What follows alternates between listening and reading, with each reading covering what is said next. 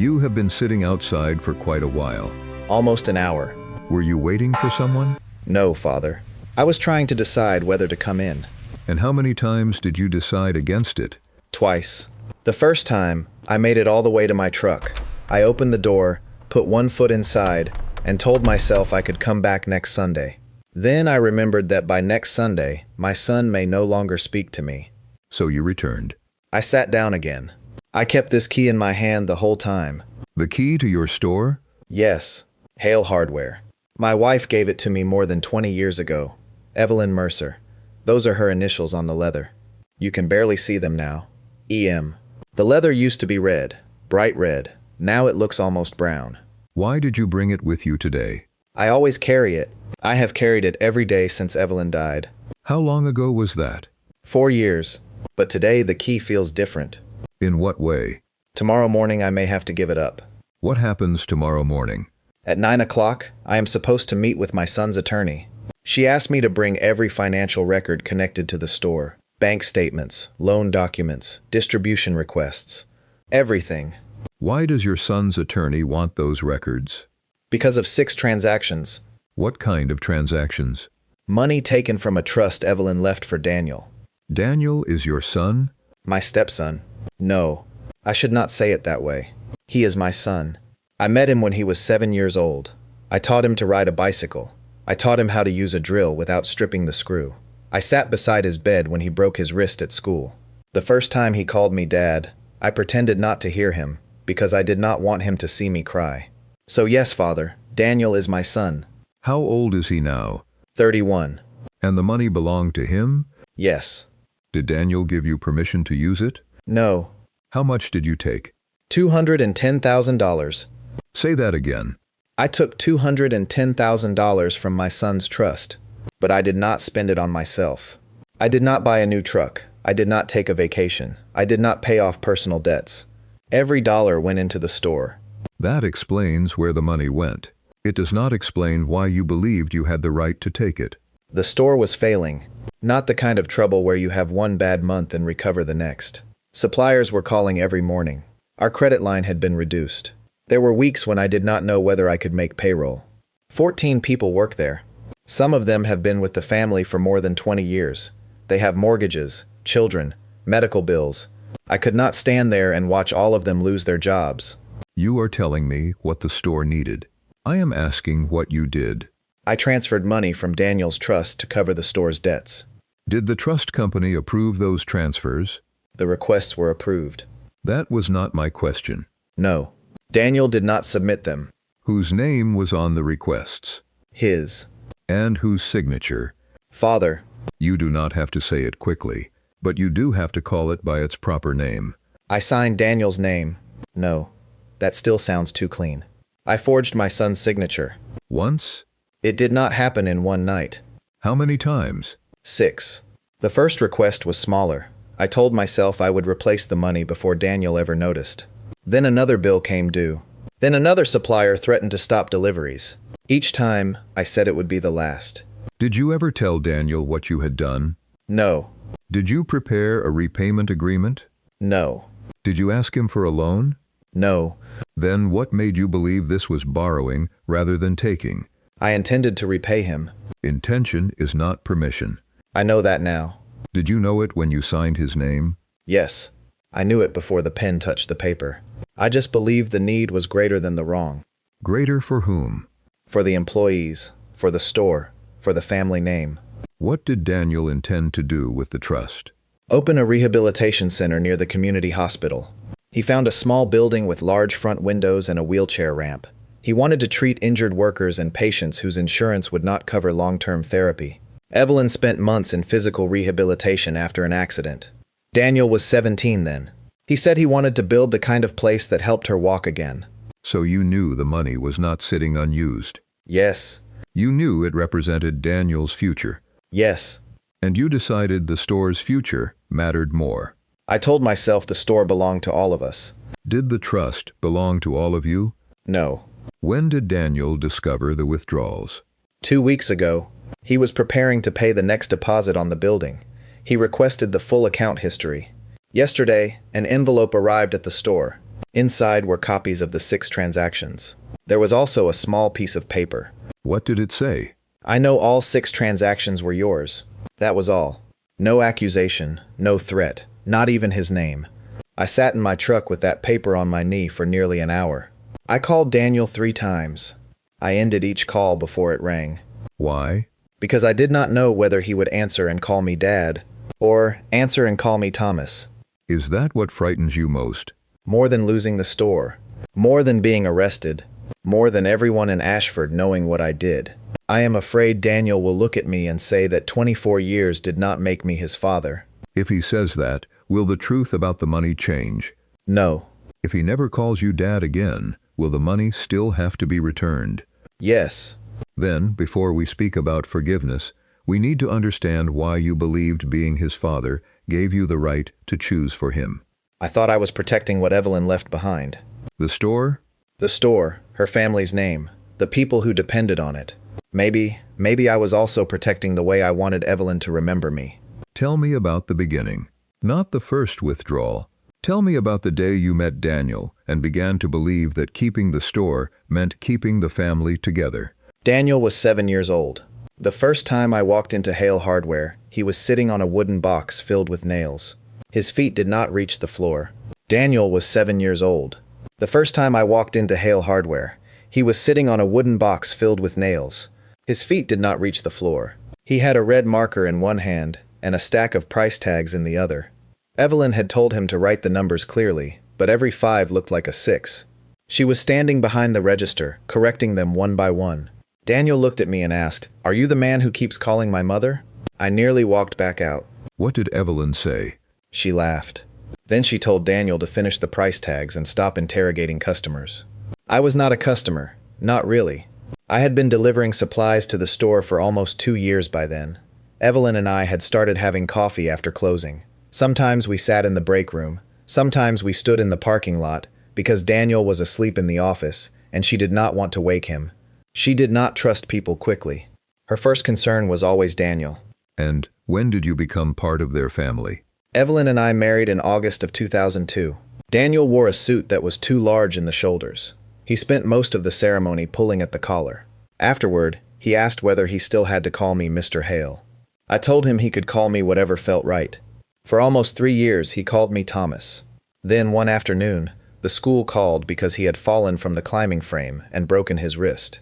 Evelyn was at a supplier meeting 2 towns away. I drove to the hospital. Daniel was trying not to cry. The nurse asked who I was, and before I could answer, he said, "That's my dad." He did not look at me when he said it. I signed the form, sat beside him while they set the bone, bought him a milkshake on the way home, even though Evelyn had told me not to spoil his dinner. I remember stopping at a red light and looking over at him. He was asleep with his arm in a sling. That was the first time I believed I might truly belong to them. Belong to Daniel and Evelyn? Yes. Or belong to the life they had already built before you arrived? I suppose both. Hale Hardware was part of that life.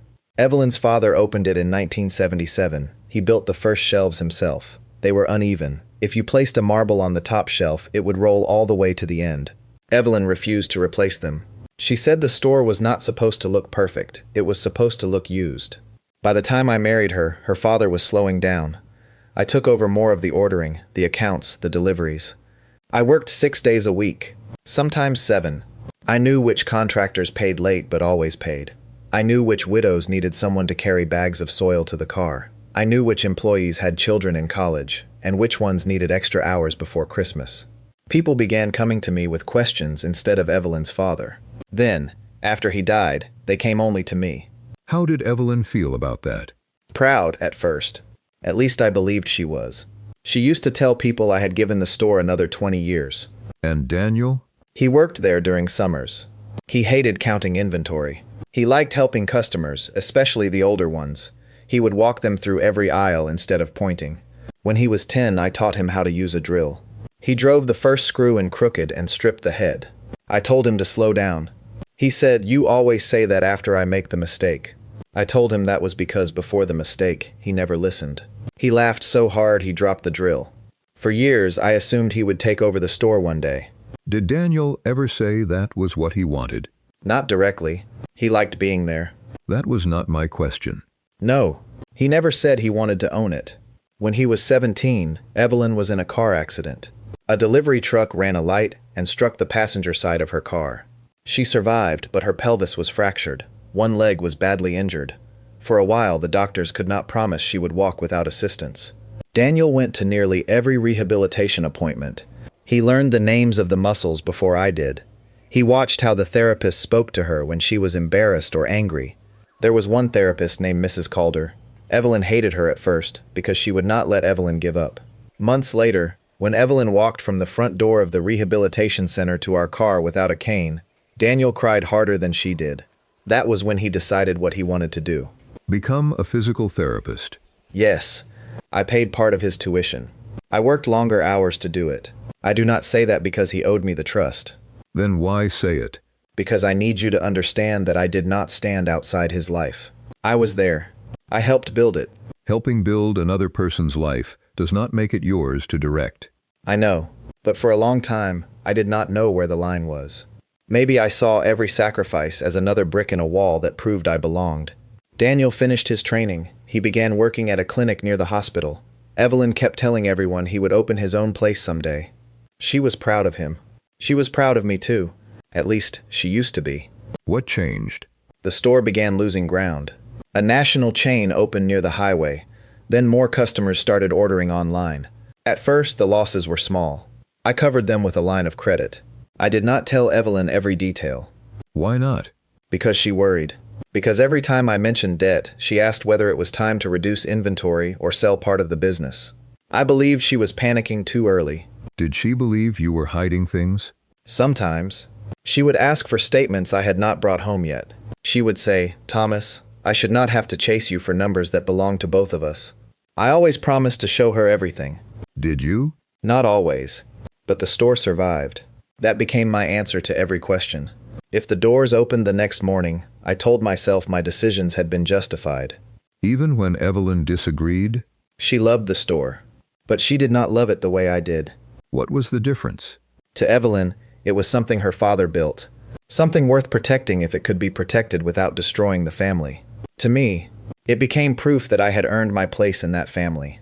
Did Evelyn ever tell you the store was costing too much? Yes. After Daniel told us about the rehabilitation center, she said something I did not want to hear. What did she say? This store is not allowed to eat the rest of Daniel's life. I told her that was dramatic. She said she was not only talking about money. I asked what else she meant, but she would not answer. Or she answered in a way you did not want to accept. Maybe. 4 years ago, Evelyn died. It was a stroke, sudden. Daniel and I sat beside her until the end. Afterward, we went back to the store because neither of us wanted to go home. We sat in the dark behind the register. Daniel said, "We cannot let this place die too." I held on to that sentence. I treated it like a promise. What did Daniel mean by it? I thought he meant we would save the store together. And what did he later say he meant? He meant we should not make any decisions while we were grieving. He meant the store should be given a fair chance. Not that we should sacrifice everything to keep my name on the ownership papers. When did Daniel tell you about Mercer Mobility Center? About a year ago. He brought me photographs of the building, large windows, a wheelchair ramp, a small room in the back where he said he could treat people who could not afford the full cost. He was excited. I looked at the photographs and told him the roof seemed old. Was that all you said? I told him he should wait. I said the economy was uncertain. I said opening a clinic would tie up money he might need later. Did you tell him the store needed his trust? Not then. I wanted to. But I knew what he would say. What would he have said? That the money was not meant for Hale Hardware. Was he wrong? No. Then the first time you placed Daniel's name on a document he had never seen, when was that? January. The store was empty. Everyone else had gone home. I was alone in the back office with an unpaid supplier invoice, a trust distribution form, and an old document that carried Daniel's signature. His name was on the computer screen. Mine was not. And I remember thinking that if I called him, he would say no. And I remember thinking that if I called him, he would say no. Did you believe he had the right to say no? Yes. Then why did you continue? Because the supplier wanted payment by Friday. If we missed it, they were going to freeze our account. No lumber, no drywall, no plumbing stock. A hardware store can survive a slow week. It cannot survive empty shelves. I had 14 employees expecting their checks. The payroll account was short. The bank had already refused to extend our credit line again. I sat in the back office until almost midnight. There was a paper cup beside the keyboard. The coffee had gone cold hours earlier. Every few minutes, the heater clicked on, and I could hear the metal shelves settling in the store. It was quiet enough that I could hear the clock above the office door. I kept looking at Daniel's number on my phone. Did you call him?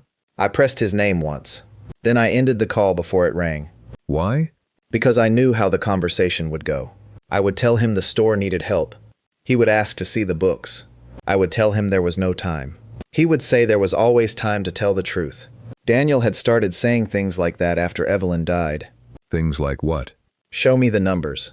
Do not ask me to trust what you will not explain. The store cannot keep swallowing money just because we are afraid to close it. I heard his voice before I ever called. So I did not call. You avoided his answer because you already knew it. Yes.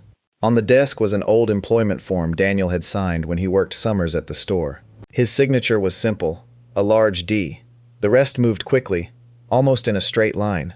I placed the form beside the distribution request. For several minutes I did nothing. I told myself I was only comparing the names. Then I picked up a pen. Did your hand shake? The first time, yes. I wrote the D too slowly. It looked wrong. I threw the form away. I printed another one. That should have been the moment I stopped. Why was it not? Because once I had ruined the first form, I had already admitted to myself what I intended to do. The second signature looked closer. Not perfect. Close enough. I entered $28,000. Why that amount? It covered payroll, the oldest supplier invoice, and 2 past due utility accounts. I did not take more than the store needed that week. Did that make it feel less like theft? Yes. I told myself a thief takes for himself. I was taking for other people. From someone who had not agreed. Yes. Then the person receiving the benefit does not decide whether the taking was honest. I know. I submitted the request electronically and mailed the signed copy the next morning. For 2 days, nothing happened. I barely slept. Every time the phone rang, I thought it was Daniel. Every time the front door opened, I expected someone from the trust company. Then the deposit appeared. $28,000. I stared at the account balance for a long time. I expected to feel sick.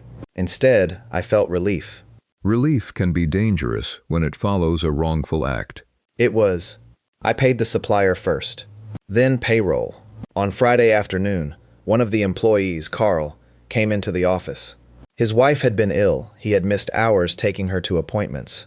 He held up his paycheck and said, "I do not know how you keep doing it, Tom, but thank you." I should have told him the truth.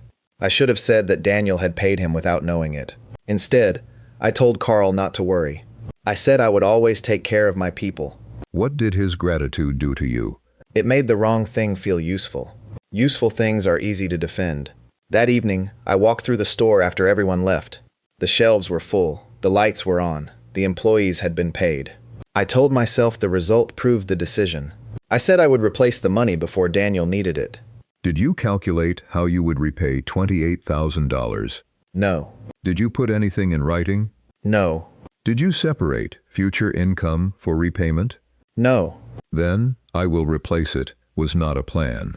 It was a sentence I used so I could sleep. What happened next? 3 weeks later, another supplier threatened to stop deliveries. Then the insurance premium came due. The first transfer had not solved the problem. It had only delayed the day I would have to admit how bad things were. I opened the same folder, printed another request. Did your hand shake the second time? Less. Did you call Daniel? No. Did you still tell yourself it was the last time? Yes. The second request was $42,000. After that, the trust company mailed a confirmation notice to the house.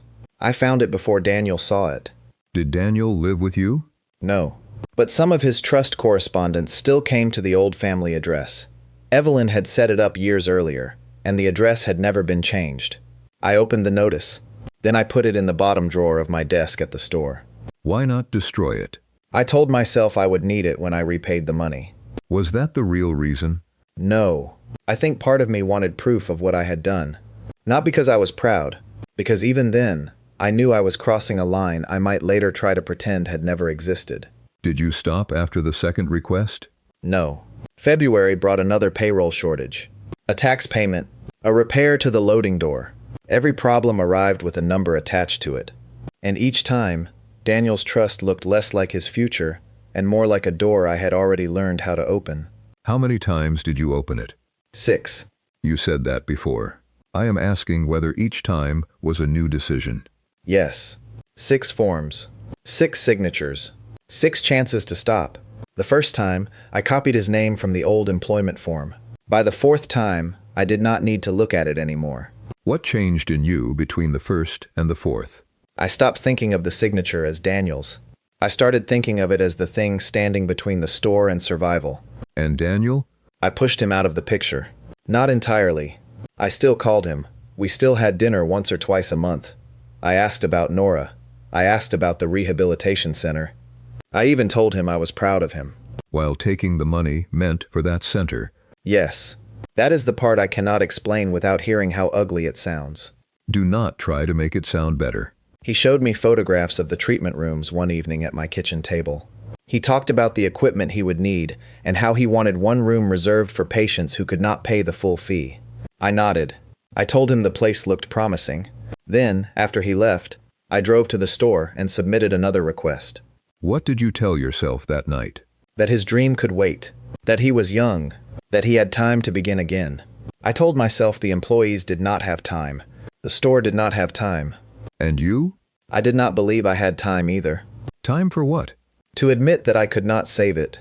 Was taking Daniel's money the only way to keep the store open? At the time, that is what I told myself. That is not an answer. No, it was not the only way. What other way was there? Daniel had brought me a proposal. Mara helped him prepare it. There was a dark blue folder.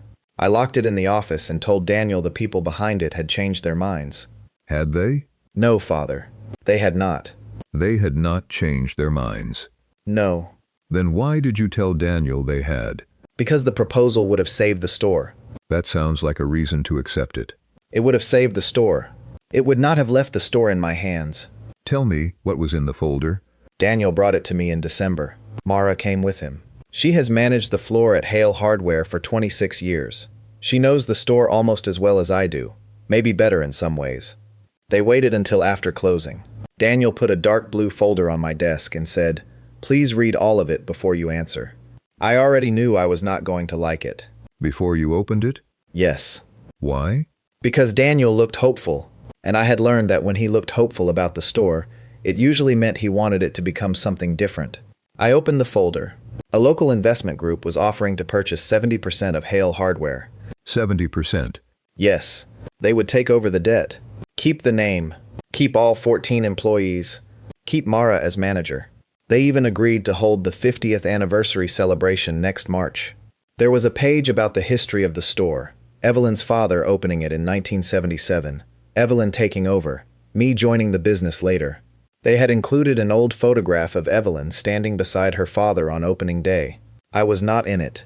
You could not have been. The store existed before you joined the family. I know. But I looked at that photograph and felt as if the proposal was reminding me of it. The store existed before me. It could exist after me. What role did they offer you? Paid advisor for 3 years. I could work 4 days a week if I wanted. I could train the new operations manager, handle long-term customers, help with the anniversary. I would still have an office. What would you lose? Final authority. I would no longer decide which suppliers we used, how many employees we kept, how much stock we carried, or when money was borrowed. The investors would control those decisions. Would the store close? No. Would the employees lose their jobs? No. Would the Hale name disappear? No. Would Evelyn's history be removed? No. Then what exactly were you protecting when you rejected it? At the time, I said I was protecting the character of the store. And now? I was protecting my chair behind the desk. Mara tried to explain that nothing important would disappear. She pointed to the section about employees and said, "Tom, this keeps everyone working." Daniel said the same thing. He told me, "This is the first offer that lets the store survive without asking one person to keep bleeding for it." Which person did he mean? Me. I heard it as an insult. He meant I had been carrying too much. I heard him say I was no longer capable. Did Daniel mention the trust? not as money for the store. He said the sale would allow him to move forward with Mercer Mobility Center without feeling as though he had abandoned us. He said both things could survive, the store and his future. And that was not enough for you. No, because in that version, Daniel had solved the problem. Mara had helped. The investors had the money. I was the man being allowed to remain. Not the man who saved it. No, I read the proposal twice. On the third page, beside the paragraph about transfer of operational control, I wrote one word. What word? No. I pressed so hard the pen tore the paper. Daniel saw it. He said, "You have not even finished reading." I told him I had read enough. Mara asked me to sleep on it. I said outsiders would turn Hale Hardware into another chain store with an old name painted above the door. Daniel said there were protections written into the agreement. I told him protections could be changed. He said, "Then negotiate stronger protections." I told him there would be no negotiation. Why not? Because negotiation meant admitting the offer was real. If I allowed myself to discuss the terms, I might have to admit it was better than anything I could do alone. What happened after Daniel and Mara left? I called the investment group. Daniel knew about the call? No. I asked to meet without him. The next morning, 2 representatives came to the store. We sat in the back office. They were respectful. That made it worse. If they had been arrogant, I could have thrown them out and felt righteous. Instead, they told me they respected what the store meant to Ashford. They said they did not want to erase the family history. They wanted to preserve a business that could no longer carry its debt structure. Did they change the terms? They offered to increase the amount paid toward the debt. They agreed I could remain through the 50th anniversary. They said I could keep the brass key and open the store on the anniversary morning, if it mattered to me. What did you say? I said no. One of them asked whether there was a financial term they could improve. I told him it was not about money. Was that true? Yes. That may be the most honest thing I said during the whole meeting. It was not about money. It was about control. Did you tell Daniel you rejected the proposal? No. I waited 2 days. Then I called him. I told him the investors had reviewed the numbers and decided the risk was too high. What did Daniel say? He was quiet. Then he asked whether they had given a reason. I said the debt was worse than they expected. He apologized to me. For what? For getting my hopes up. He said, "I am sorry, Dad. I really thought this might work." I let him believe he had failed. What did you say to him? I said, "You tried." Then I told him not to worry about the store. I said I would find another way. And the other way was Daniel's trust. Yes. How long after rejecting the offer did you forge the first request? 6 weeks. So before you took Daniel's money, you had a legal way to save the store. Yes. A way that preserved the name. Yes. Preserved the employees. Yes. Preserved Evelyn's history. Yes. But not your authority. No. Then the choice was never between stealing and letting the store die. No. The choice was between letting the store continue without me in control, or taking Daniel's future so I could remain the man behind the desk. What did you do with the folder? I locked it in the office. With the key you are holding now? Yes. The same key Evelyn gave me. I used it to lock Daniel's solution away. And then you told him no solution existed. Yes. Does Daniel know any of this? He knows about the transactions. He knows I forged his name. He does not know the investors never withdrew. He does not know I met with them alone. He does not know he apologized to me for a failure that belonged to me. What else does he not know? There is a document in the safe. What kind of document? Something Evelyn signed 3 years before she died. Does it concern the trust? Yes. Did you know about it before the first withdrawal? Yes. And did it give you permission to use Daniel's money for the store? No, Father. It said the opposite. It said the opposite. Yes. Then tell me exactly what Evelyn signed. It was an amendment to Daniel's trust. She signed it in March of 2019, 3 years before she died. Why did she change the trust? Because she found out I had been hiding things from her. What things? Loans. The store had started losing money the year before. Not enough to close, but enough that I knew Evelyn would ask questions. I opened a short-term credit line to increase inventory before the holiday season. I told myself sales would recover. They did not. Then I took another loan to cover the first one. Did Evelyn know? Not at first. I brought home reports that showed the bills being paid. I did not bring home the pages showing where the money came from. So the numbers were accurate, but incomplete. Yes. I told myself incomplete was not the same as false. Was it intended to make Evelyn believe something untrue? Yes. Then, what did she discover? A letter came to the house about the lake cottage. What cottage? A small property Evelyn and I owned outside Ashford. 2 rooms, an old dock, nothing luxurious. Her father helped her buy it before we were married. I had used it as collateral for one of the store loans. With Evelyn's permission. Her signature was on the paperwork. Did she understand what she was signing? I told her it was part of renewing our business credit. Was that the full truth? No. I did not explain that the cottage itself would be at risk if the store defaulted. I placed the papers in front of her while she was getting ready for work. I pointed to the lines and told her it was routine. She trusted me. Then the letter arrived. She came into the store carrying it. I remember the way she placed it on my desk. She did not throw it.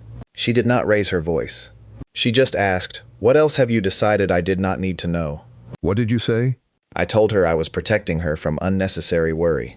The same language you later used about Daniel. Yes. I said the store was my responsibility. She said it had become her risk without her informed consent.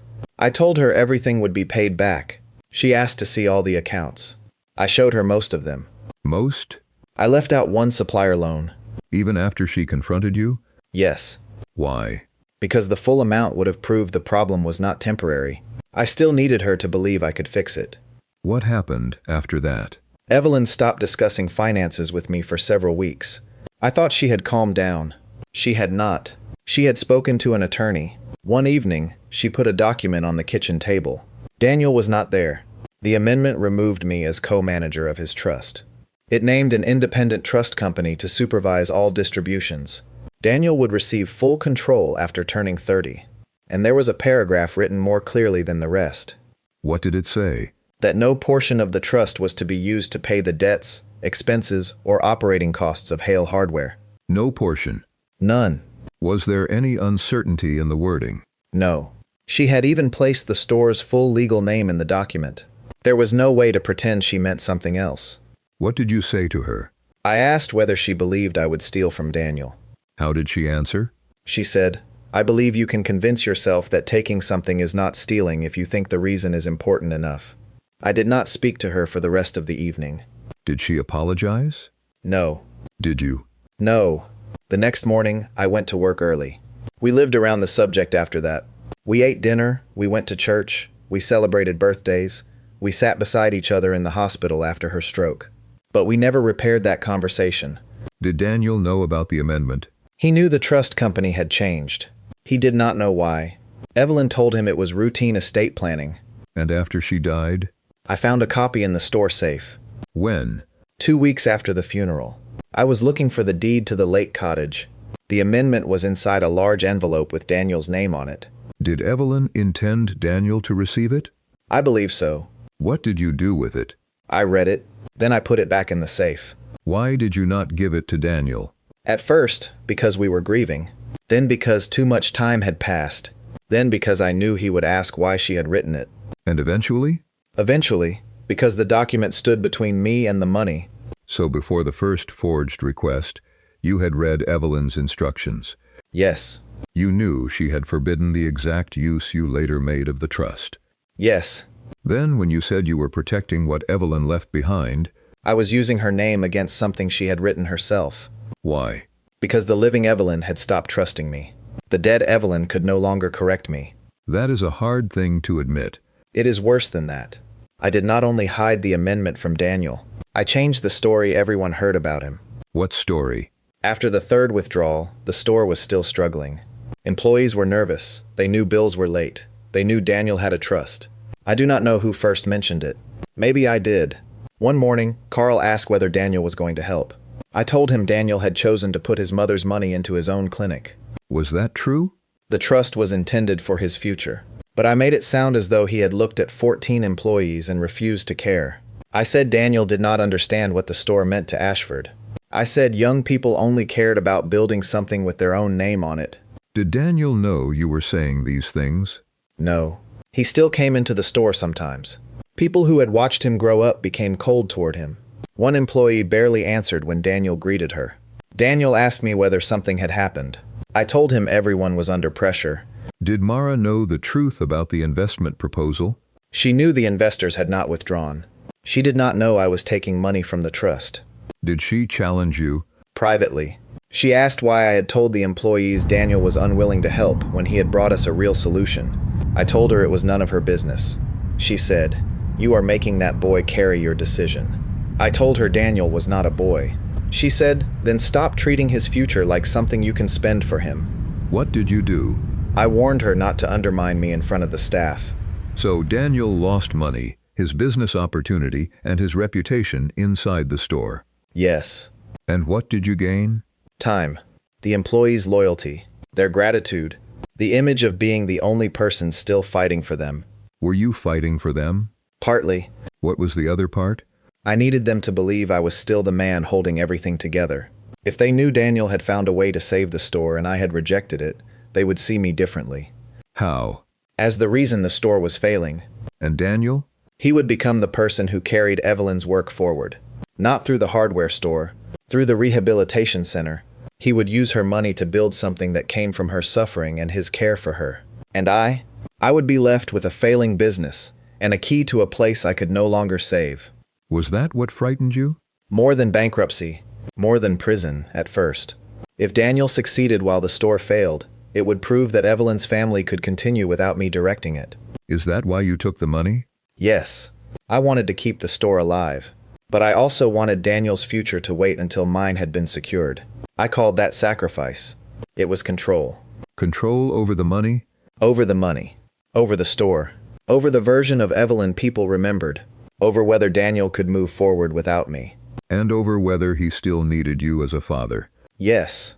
I thought if I remained the one saving the family, Daniel could not outgrow me. I did not understand that a father is supposed to prepare a son to live without his permission. Do you regret taking the money because Daniel discovered it? That was why I came through the door. That was not my question. I regret what I did to him, but part of me still wants him to understand why. Understanding is not the same as excusing. I know. Do you want forgiveness, Thomas? Yes. Or do you want Daniel to tell you that you were still a good father when you did this? I want both. You may not receive both. I know.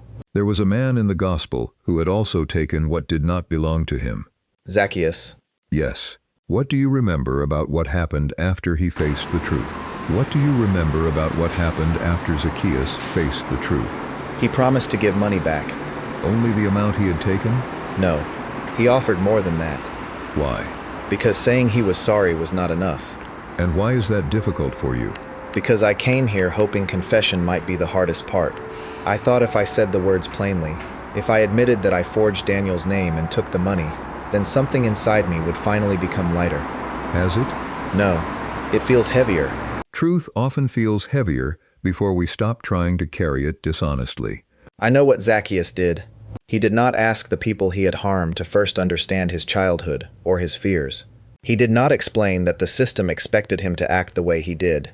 He returned what he had taken. The gospel does not show repentance as a feeling hidden inside him.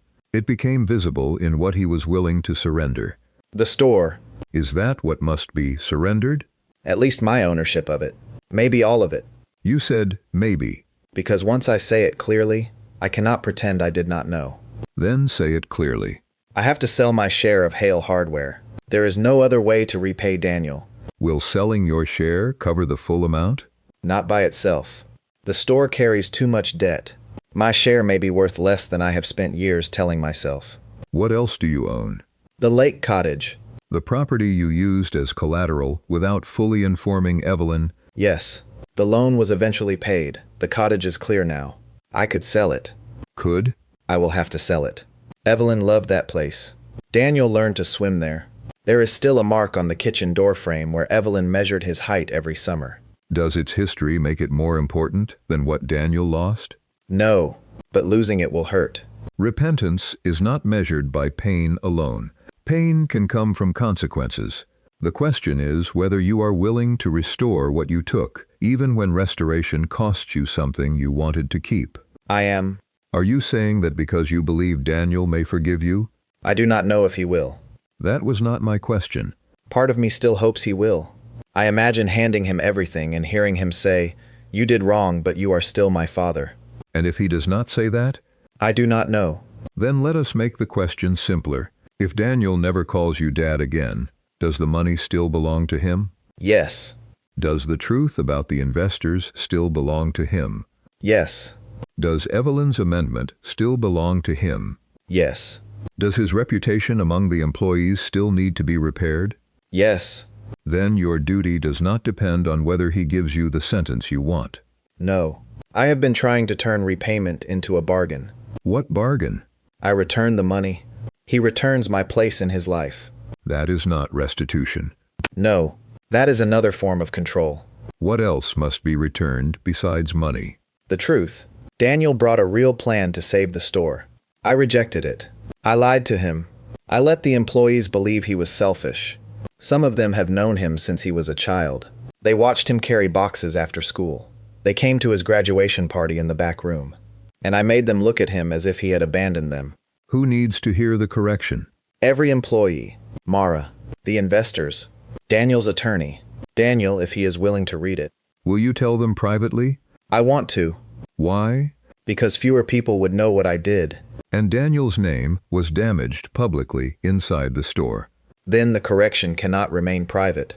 I need to write a statement. No. I need to stand in front of the employees and say it. You may need legal guidance about how and when to do that, but the truth itself should not be hidden to protect the reputation that was built by harming his. I understand. What records will you give the attorney tomorrow? All 6 distribution requests. The trust statements. The old employment form I used to copy Daniel's signature. The confirmation notices I hid. The investment proposal. The emails from the investors. The copy of Evelyn's amendment. All of it? All of it. Are there records that could expose you to criminal charges? Yes. Will you withhold those? No. Why not? Because if I choose which truths Daniel receives, I am still doing the same thing. I would still be deciding what he is allowed to know. Have you spoken to an attorney for yourself? No. You may need legal counsel, but counsel cannot be used to continue a lie. I understand. Do you? I think so. What are you still hoping to avoid? Prison. Public shame. Standing in front of people who trusted me and admitting that the man they praised for keeping the store alive used stolen money to do it. Anything else? Daniel's silence. I can imagine him shouting. I can imagine him calling me a thief.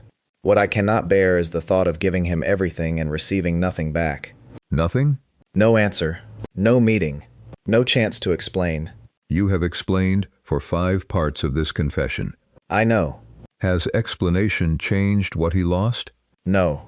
Then perhaps silence is one of the consequences you do not get to choose. That sounds unbearable. It may be. Mercy does not require you to pretend it will be easy, and absolution does not give you authority over Daniel's response. Then what does it give me? The possibility of no longer building tomorrow on the same lie.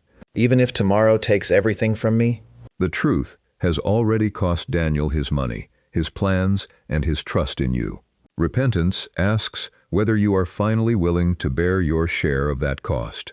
I have spent my whole life carrying this key. I thought it proved Evelyn trusted me. Then I used it to lock away the plan Daniel brought me. I used it to lock the amendment in the safe. I kept calling it responsibility, but it became permission in my mind. Permission for what? To decide what belonged to everyone. To decide which future mattered. To decide which truth could be hidden. And what must happen to the key now? I have to give it up. To whom? Daniel's attorney. With the transfer documents. Have those documents been prepared? Not yet. Then that is not the first step. No. What is? I leave here. I go to the store. I open the safe. I take out Evelyn's amendment, the distribution requests, and the investment folder. Then I call an attorney and tell him I need documents prepared to surrender my ownership and make restitution. And tomorrow? I go to Rachel Bennett's office before 9, even if Daniel is not there. Even if he refuses to see you? Yes. Even if he does not forgive you? Yes.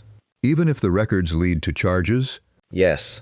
Then say what you are choosing without asking what Daniel will give you in return. I will return what I can. I will tell the whole truth. I will surrender the store. And I will accept that Daniel may never call me his father again. You said you would surrender the store. Yes. What does that mean in practical terms? It means I cannot simply hand over the key and pretend the debt is settled. The key is only a symbol. Daniel lost real money. He lost the deposit on the rehabilitation center. He lost time. He lost a business partner who could not keep waiting. Then begin with the money. My ownership in Hale Hardware has to be sold. The investment group may still be interested. I do not know after everything I have done. But the proposal is still in the blue folder, and the contact information is there. Would you accept the same terms you rejected, If they are still offered, yes. including the loss of final authority, Yes. including another person sitting behind the desk, Yes. including the possibility that the store continues without you? Yes. That answer still hurts. Pain does not make it untrue. I know. My share of the store will not cover all $210,000. After the debts are paid, there may not be much left. What will cover the rest? The lake cottage. You said earlier that you would have to sell it. I have been thinking about what "have to" means. No one is physically forcing me to sell it today. I could keep it and ask Daniel to accept payments over 20 years. I could say I am too old to lose everything at once. I could ask him to be merciful. Would that restore what you took from him? Not soon enough. Mercer Mobility Center may lose the building entirely. The owner gave Daniel an extension once. I do not know if there will be another. Then what are you choosing? I will sell the cottage. The proceeds will go toward restitution. Not only the amount I took. What else? Lost interest. Legal expenses connected to discovering the withdrawals. The deposit Daniel lost. Any documented costs caused by the delay in opening his center. Who will determine those amounts? The trust accountant and Daniel's attorney. Not you? No. I have spent too long deciding what counted as enough. What about the house where you live? I may have to sell that too. Is that part of your decision now? Not yet. I do not know what the store share and cottage will produce. I do not want to make a dramatic promise and then use it to appear more repentant than I am. That is wise. Restitution should be honest, not theatrical. But if those assets are not enough, I will discuss the house with my attorney. What will you bring to Rachel Bennett's office tomorrow? The 6 distribution requests. The original confirmation notices. The old employment form with Daniel's signature. Evelyn's amendment. The investor proposal. The emails showing they never withdrew. The notes from my private meeting with them. Bank records showing where every dollar went. And a written statement. What will the statement say? That I forged Daniel's signature 6 times. That I knew the trust prohibited using the money for Hale Hardware. That I rejected a legal proposal that would have preserved the store and the employees. That I lied to Daniel about the investors. That I allowed the staff to believe he had refused to help. That no employee should blame Daniel for the sale or transfer of the store. Will the statement say that you were under pressure? It will explain the condition of the business. Explain or excuse. Explain. I will not say the pressure removed my choice. Who else will receive the statement? Mara. Every employee at Hale Hardware. The investment group. Daniel, through his attorney. Why not send it only to Daniel? Because I harmed his name in front of other people. A private apology would protect me more than it repaired him. How will you speak to the employees? I want to call a meeting. I will tell them Daniel tried to save their jobs. I will tell them I rejected the offer. I will tell them the money that kept the doors open was taken from his trust without permission. Are you prepared for some of them to lose their jobs anyway? No. But I understand that may happen. Will you ask them to forgive you? No. I will answer their questions if my attorney says I can. I will not ask them to comfort me. What about Mara? I owe her a separate apology. She told me the truth before anyone else did. I threatened her position because she would not repeat my version. And Daniel? I owe him more than an apology. What will you say if he agrees to meet? I took your money. I forged your name. I knew your mother had forbidden it. I rejected the offer that could have saved the store. I lied about you. I am returning everything I can, and I will accept what follows. Anything after that? I want to explain that I loved him. Is that for him or for you? Both. Then be careful. Love may explain why the betrayal matters so much. It does not reduce the betrayal. I could say I loved you, but I treated that love like ownership. That is closer to the truth. I will not ask him to answer. Will you ask him to withdraw any complaint? No. Will you ask him to keep the matter private? No. Will you ask him to delay legal action until you have completed the sale? No. I will ask only where the documents should go and what process I must follow.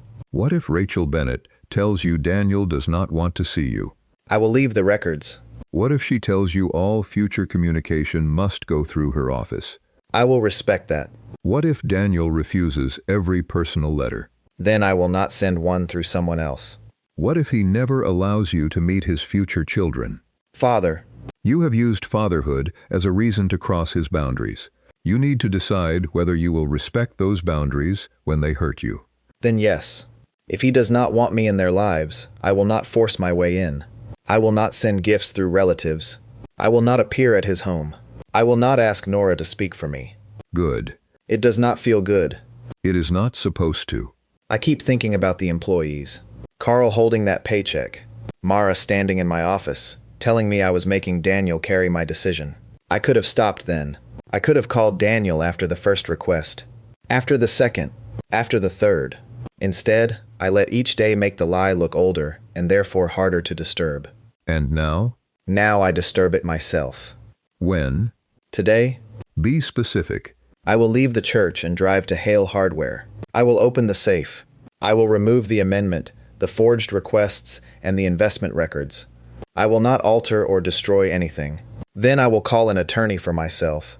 I will tell him I intend to cooperate, transfer my ownership, and make restitution. I will ask him to prepare whatever documents can be prepared before tomorrow morning. And if the documents cannot be completed by 9? I will still go. I will give Rachel Bennett every record I have. I will sign a sworn statement. I will not use unfinished paperwork as a reason to delay the truth. After the meeting? I will follow my attorney's advice about presenting myself to the proper authorities. Are you prepared to be charged? No. Are you willing to accept that possibility? Yes. Those are different answers. I know. I am not brave enough to say I am prepared, but I am finished using fear as permission to lie. Is there anything you are still holding back? There is one thing. Tell me. I still want Daniel to see me do this. I want him in the room when I sign.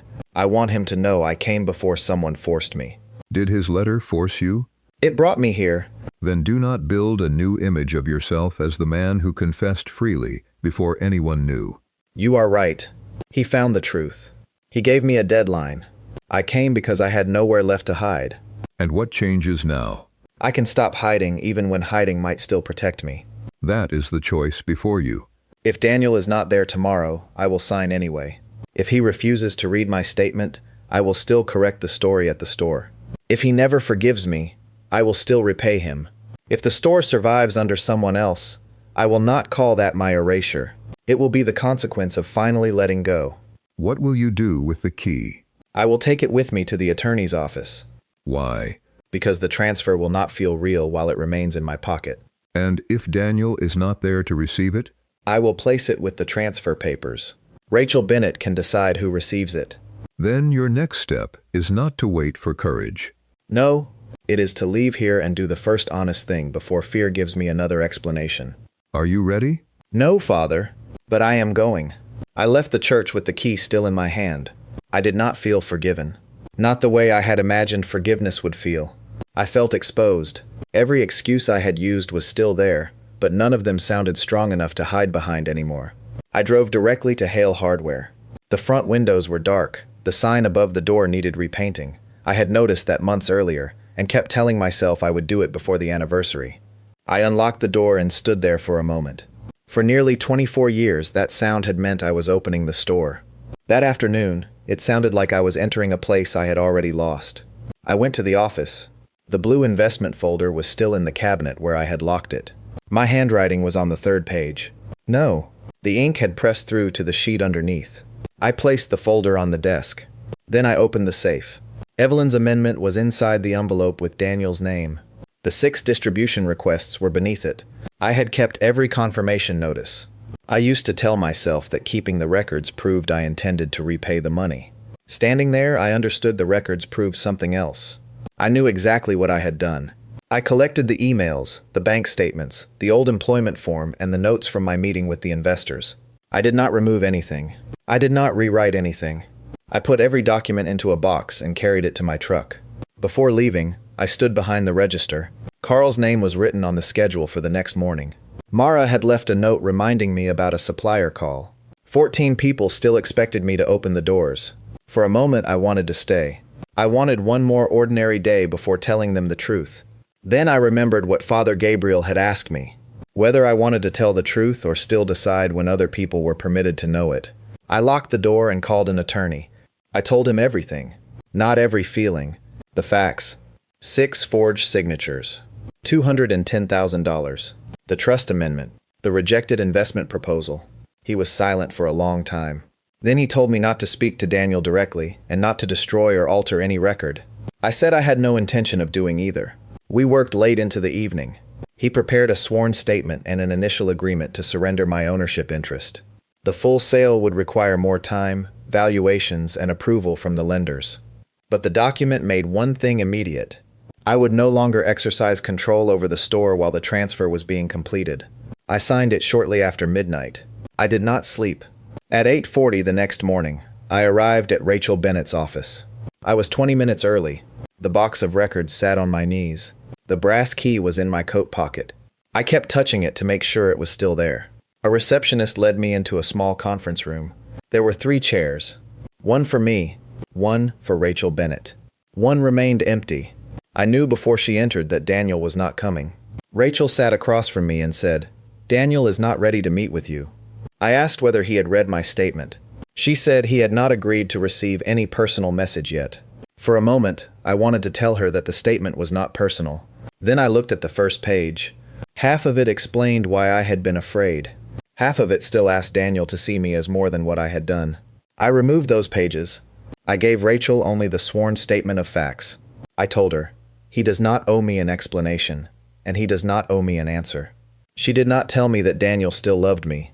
She did not tell me he might forgive me later. She only asked whether the box contained every record. I said yes. She went through the documents one group at a time. The 6 distribution requests, the confirmation notices, the employment form, Evelyn's amendment, the blue investment folder, the emails proving the investors had not withdrawn, the bank records showing where the money had gone. When she reached the amendment, she stopped. She read the paragraph that named Hale Hardware. Then she looked at me. I said, I knew before the first withdrawal. She asked whether Daniel knew that. I said he does now. I signed the acknowledgement of the 6 transactions. I signed the agreement surrendering operational control. I signed authorization allowing the trust accountant to calculate the full restitution amount, including lost interest and documented costs. I signed a statement correcting what I had told the employees. Rachel said the documents did not erase the possibility of criminal charges. I told her I understood. She said Daniel had instructed that all future communication go through her office. I told her I would respect that. I did not ask where he was. I did not ask whether Nora was with him. I did not ask whether he had called me Thomas or Dad when he gave those instructions. When there was nothing left to sign, Rachel closed the file. I remained seated. The key was still in my pocket. I had carried it into the room without realizing I was still waiting for someone to ask for it. No one did. I placed it on top of the transfer papers. The red leather lay across my signature, EM. The letters were faint but still visible. I told Rachel, "This opens the front door." She said the new management would receive it when the transfer was complete. I nodded. Then I asked where I needed to go to present myself to the authorities.